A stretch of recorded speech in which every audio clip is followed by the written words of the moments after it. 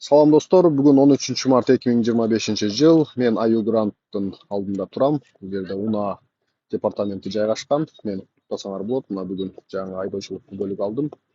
Буга чейин да видео тарттым эле, жанагы айдоочулук күбөлүктүн срогу жетип калганда кандай кылып алмаштырабыз деген боюнчачы. Ошол видео жакшы көрүүчүлөрдү чогултту, суроолор да көп болду. Себеби баягы билбестиктен да көбүнүн эле айдоочулук күбөлүктүн убактысы келип бүттү.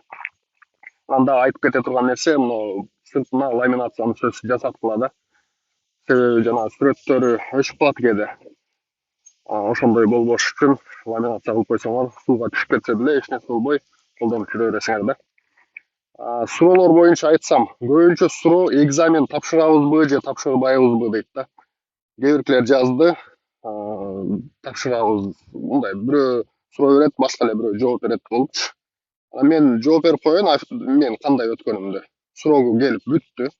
Келдим, правамды тапшырдым, жанагы көздөрү жакшы эле көрөт, ден соолугу чың деген справканы алып келдим 0,83'тү. Тапшырдым, 740 сом, по-моему, ошондойду төлөдүм. Номерди жазып калышат экен дагы 3-4 күндө силерге келет СМС. Ошол менен келип алып кетсеңер болот деди.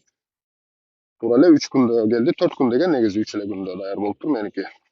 Анан азыр алып аткан да күнүм да бүгүн. Дагы суроолор бул жерде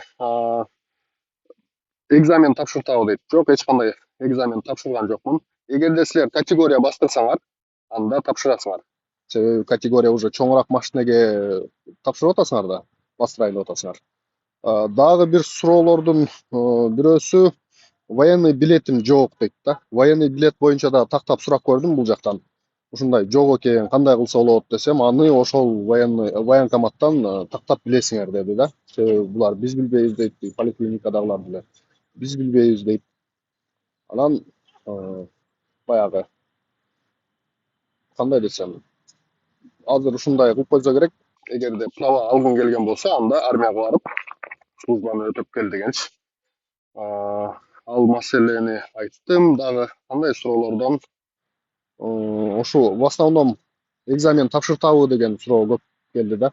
Экзамен тапшырбайсыңар, коркпой, үркпөй эле келип тапшырып алып кете берсеңер болот экен. Меники срогу бүткөнгө чейин эле келген. Бир жума эрте келдим да, жолго чыгам, алыс жолго чыгып калышым мүмкүн десем, жөн эле алмаштырып беришти. Анан дагы бир айта турган жери, любой эле мына Бишкекте канча УНА болгон болсо жана департаменти, любой жерден барып ала берсеңер болот экен. Мен ойлогом только эле ушул Аю Грантта берет болуш керек депчи. Жок, любой жерден ала берсеңер болот экен. Ошол эгерде видео жаккан болсо лайктан басып, комментарий жазып койгула.